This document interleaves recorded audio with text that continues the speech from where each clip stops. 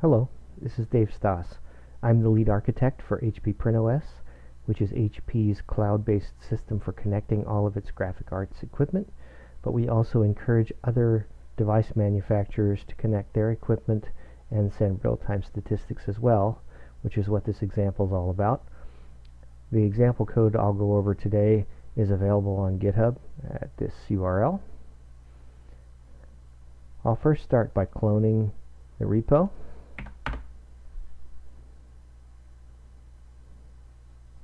And then I'll open it up in IntelliJ, so we'll run it there.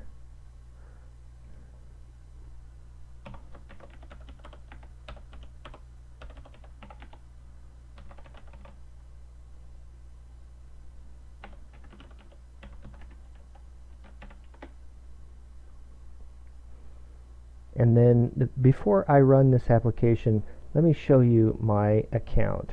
So I've been invited by HP. I've gotten my invitation, I've accepted it, and I've created my login and password. So as part of that invitation process, I have my own print shop organization, and that print shop currently has no devices. In the account, you can see here I have no devices.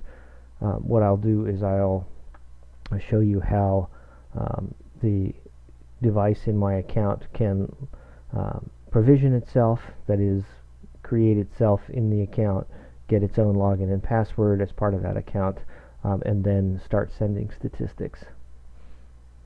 So we'll go back to IntelliJ, and I will put in my creds.properties file here my login and password, and then I'll also go into the settings.properties file and make whatever changes I think are necessary. So in this case, in my particular case, I do need a proxy, so I'm going to set the proxy to true, and all this stuff is correct. I'll go ahead and leave the defaults for the device type and model, and device name and description. Those will be okay for this example. We'll create a HP page-wide press for this example. So I'll go back to creds.properties, and I'll put in my login here. And I'll put in my password. Okay, so the next thing we want to do is take a look at the main routine itself. Under source main Java, find the main class. And this is the thing that you'll be interested in here. This main method is the one that does all of the interesting stuff. So what we'll do is we'll run that, and that will create a device in my account, and we'll be able to go in and see some real-time stats. So I'll go ahead and run that.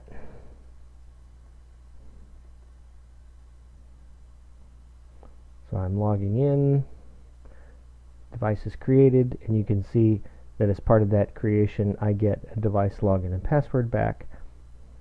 So now let's go back to the browser here, and I'll refresh this page, and we should see one device in the account now. There it is. And if I switch this to tile mode, now I'll see that there's some real-time statistics associated with this device. So this press says that it has 6 jobs and that it's currently printing, and I'll show you where in the code that is set. So in the device class here, there's a real-time statistics method that'll set this as an example. So you can see their jobs in Q equals 6. So just for fun, let's go ahead and change this code a little bit so that instead of 6, let's create a new device that randomizes that. So in main here, we'll go down to the bottom, and you can see here where the real-time data is posted. Let's surround that with a while loop.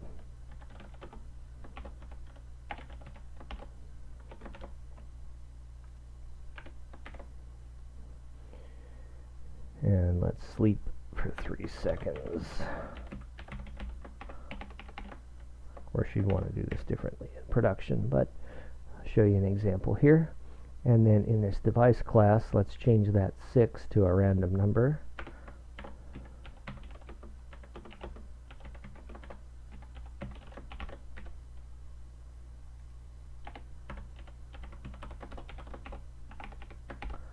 Okay, so now let's create a second device, and this thing should update its job count to something random every 3 seconds.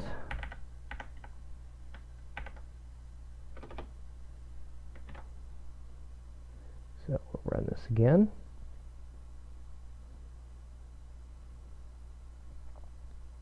Alright, now you can see we have a second device of the same name, and you can see that it's posting data every 3 seconds. Let's go back to this view and refresh it, and we should see 2 of them now, and one of them will be updating. I think this view updates live every 30 seconds, but I'll go ahead and refresh it here so you can see that that number is actually changing. 59, 21, yeah, so you can see that this is actually working. So that's a quick overview of the code.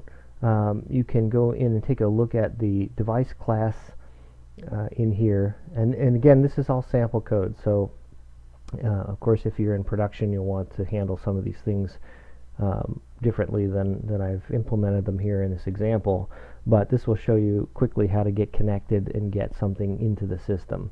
So if you're a device manufacturer, typically how this would work is if your device has a UI, has a console of some sort, you would want to put a screen in there that allows the PSP admin, the print shop owner, to sit down in front of your device and put in their login and password and then activate their device with PrintOS. And as part of that process, you would use this code in your device code to log the device in and start sending data. So this will provide you at least the basics of how to provision the device, have the device get a login and password, and start sending the real-time data. I'd encourage you again to take a look at the README in the example code here. There's a lot of details about how the code works and things that you need to do ahead of time, how to switch to production mode, best practices, those kinds of things. So all those are detailed in here. Also, if you look in the code under the Etsy directory, there's a device list that'll show you all the devices that are currently enabled in the PrintOS system today. This list is controlled manually, so if you need your company's device added to this list, please contact us, and the email address is in the GitHub account, and we can get your device added to the list. That's intentional to control this list by hand and not allow you to add them programmatically, but we can add you pretty easily here, and that way you can add your device and have your device provisioned with an officially added entry into our database. So that provides you a quick overview of the device APIs for PrintOS. Thanks for listening.